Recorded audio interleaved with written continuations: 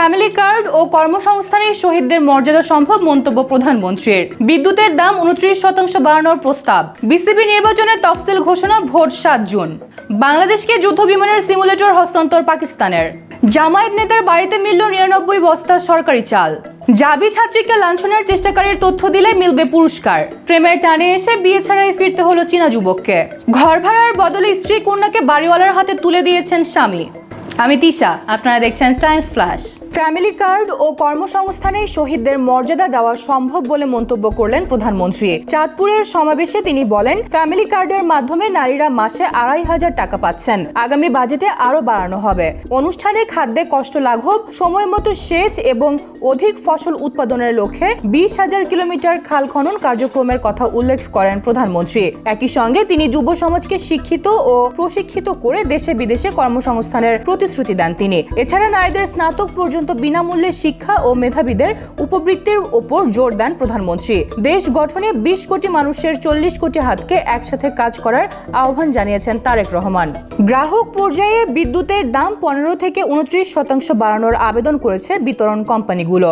অনুমোদন হলে সরাসরি ধাক্কা খাবেন 4,95 লাখ গ্রাহক। সবচেয়ে বড় বোঝা চাপবে 1,53 লাখ মধ্যবিত্তের ঘাড়ে। নতুন স্ল্যাবে রেয়াত সুবিধা বাতিল হলে 200 ইউনিটের বিল 1,295 টাকা থেকে বেড়ে দাঁড়াবে 1,640 টাকা, যা প্রায় 27% বেশি। সেচ পাম্প, শিল্প ও হাসপাতালের বিলও বাড়বে 29% পর্যন্ত। ক্যাবের দাবি লোকসানের অবাস্তব দায় গ্রাহকের উপর চাপানোর এটি এক অপচেষ্টা। 20-21 মে হবে প্রস্তাবের গণশুনানি।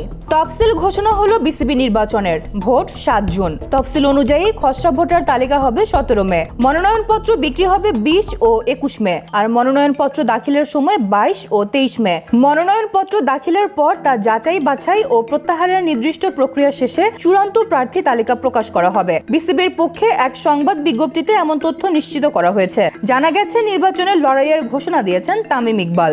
বাংলাদেশকে যুদ্ধ বিমানের সিমুলেটর হস্তান্তর করল পাকিস্তান। ঢাকায় অনুষ্ঠিত এয়ার স্টাফ টক্সে পাকিস্তানের 5 সদস্যের উচ্চ পর্যায়ের প্রতিনিধি দল JF-17 থান্ডার ব্লক 3 কমব্যাট সিমুলেটরটি হস্তান্তর করে।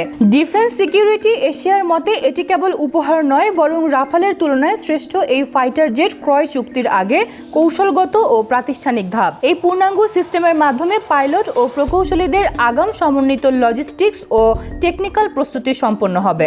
জামায়াত নেতার বাড়িতে মিলল 99 বস্তা সরকারি চাল। নোয়াখালীর সুবর্ণচর উপজেলার চরজব্বার ইউনিয়নের 9 নম্বর ওয়ার্ড জামায়াতের আমির আব্দুস সামাদের বাড়িতে অভিযান চালিয়ে এ চাল উদ্ধার করে প্রশাসন। স্থানীয়দের অভিযোগ, দীর্ঘদিন ধরে চাল মজুত করে চড়া দামে বিক্রি করতেন সামাদ।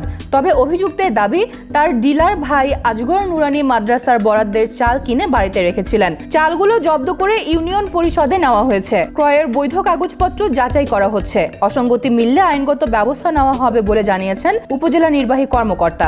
জাহাঙ্গীরনগর বিশ্ববিদ্যালয়ে ছাত্রীকে লাঞ্ছনার চেষ্টাকারীর তথ্য দিলে মিলবে পুরস্কার। এক সন্দেহভাজনের ছবি প্রকাশ করে পরিচয় শনাক্তে জনসাধারণের সহায়তা চেয়েছে পুলিশ সদর দপ্তর।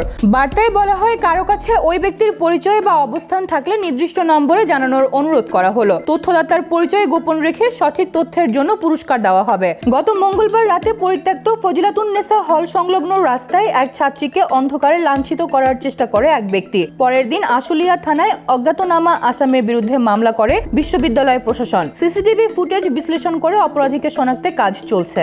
প্রেমের টানে এসে বিয়ে ছাড়াই ফিরতে হলো চীনা যুবক লিওনকে। জানা গেছে, ভাষা শেখার একটি অ্যাপের মাধ্যমে পিরোজপুরের তুবা নামের এক মেয়ের সাথে তার প্রেমের সম্পর্ক গড়ে ওঠে। গত 8 মে ঢাকায় নামলেও তিনি প্রেমিকার বাড়ি পৌঁছান 14 মে। তবে তুবা অপ্রাপ্ত বয়স্ক হওয়ায় বিয়ে হয়নি। লিওন বলেন, আমি তুবার জন্যই বাংলাদেশে এসেছি, তবে তার বয়স কম হওয়ায় ফিরে যাচ্ছি। 2 বছর পর বয়স পূর্ণ হলে আবার এসে তুবাকে বিয়ে করব। তুবার বাবা জানান, লিওন ভদ্র ও আন্তরিক। আপ্যায়ন করলেও মেয়ের বয়স কম হওয়ায় তাকে বিদায় দিতে হচ্ছে। বর্তমানে লিওন চীনের উদ্দেশ্যে ঢাকা ফিরে গেছেন।